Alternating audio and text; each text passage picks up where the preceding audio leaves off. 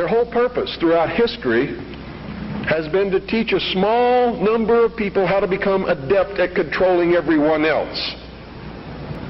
Their goal is to destroy all existing religions save theirs, all existing governments save theirs, and shackle the mob in a system of eternal oppressive debt chained to a computer for the rest of their life, in a propagandized world to make them believe that they are happy in this system. Now, do you think they're succeeding?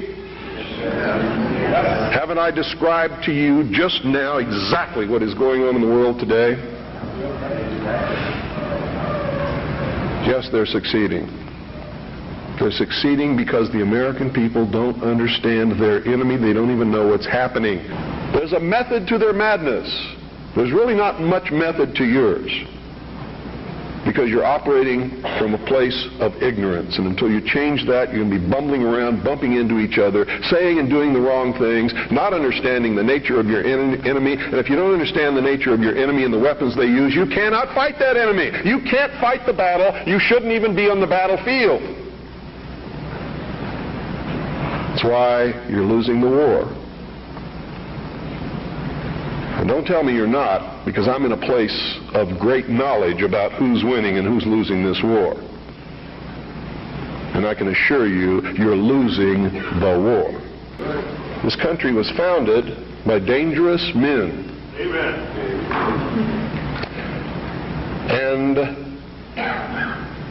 the moment the people in this country cease to be dangerous men, it's going to be the day we cease to have a country. And I'm going to tell you right now, unless we can be successful in creating a real free press where the American people get different viewpoints other than those expressed in the establishment-controlled media, there's going to be a civil war in this country, and it's going to come soon. The only thing that can stop it is by waking up vast amounts of sleeping people. Sheeple is what they are. They are following the Judas goat right into the shearing pens, and from there they will go to the slaughter, and they will not know that anything is wrong until they smell the blood of the sheeple in front of them. I don't say much publicly about Jack Ruby because he's dead. Furthermore, he's unusual among the people involved in the assassination because he is the only one who began trying to say what happened. That's probably one of the reasons he's dead. When the Warren Commission heard him in Dallas, he begged the Warren Commission to get the sheriff out of there, to get the assistant DA out of there, and his counsel out of there, and he would talk to them. And they wouldn't do that, and he begged the Chief Justice to take him to Washington, and he would be able to tell him things that he could not tell him there.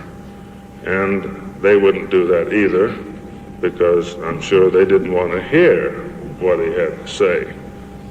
Probably knew it all too well. The best way to describe the Jack Ruby situation is by saying that he was involved without any question. It's very much associated with key individuals in the case. Most of the murders that occurred are because of the persons murdered had knowledge of some of Jack Ruby's associates, and you're not supposed to know that he knew these people or that they were at the Carousel Club. That's the main reason for most of the murders. But I'd rather not go into detail, because this, to go into detail here, brings it in the orbit of my case, except if anything can be said, and I don't know if it can, but if anything can be said for somebody who participated in the assassination of John Kennedy, at least it can be said that Jack Ruby showed signs of remorse. As a matter of fact, he realized that he was used towards the end just as he had helped them use Lee Oswald. And in one of his letters, in one of his last letters he smuggled out, he said, "And to think all the time I was working for Nazis."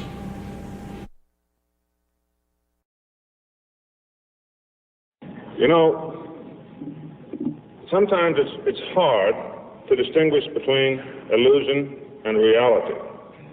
When we're younger, we take it for granted that we see what we see, and objects in the world in front of us are precisely as we see them. And then, of course, as time goes on, we have more and more doubt about that. As you recall, going back to when you were younger, I'm sure everyone in this room had the feeling when they were a child it was impossible for you to conceive of dying, so you assumed more or less that you'd continue to live forever, even though nobody did before. It was an illusion, a childish illusion, but one which most people have. Of course, that goes with time, but other illusions continue to remain, and sometimes a government takes advantage of it. One illusion that stays with us to a great extent, unless we have the good fortune or the misfortune, as the case may be, to have detachment. Another illusion is the idea that we're living in the best of all possible worlds. This is a favorite strategy of the fascist type of government, totalitarian types of governments too, not just fascist, in order to keep the people from being restless. And actually, you're seeing it applied, I think, rather systematically in a number of areas in the government of the United States today. Again and again, I think you are being assured that you are living in the best of all possible worlds. Again and again, you see different tactics being used to make the government's power lovable. Actually, there's nothing new about this. As early as the Roman Empire, and probably even before that, the patricians and their counterparts have found ways to make their power lovable so that they wouldn't have too much trouble from the plebeians. That's the problem, and it's in a sense here again today. But there's a duplicity in that. There's a duplicity in making power lovable with false slogans and in making things appear to be better than they are, which I don't happen to like. For example, I am very conscious of seeing fascist tendencies in our government today. I suppose that right now that places me in the FBI file under, I'm probably filed with a lot of other people being investigated under the title of anti-fascist activities, which is a derogatory file from Mr. Hoover's point of view. But this is very relevant to the entire subject of the assassination. In one of his last letters he smuggled out, he said, "And to think all the time I was working for Nazis."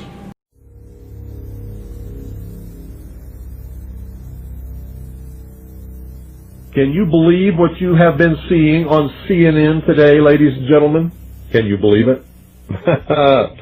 Supposedly, a CNN reporter found Osama bin Laden, took a television camera crew with him, went into Osama bin Laden's hideout, interviewed him and his top leadership, his top lieutenants and colonels and generals in their hideout.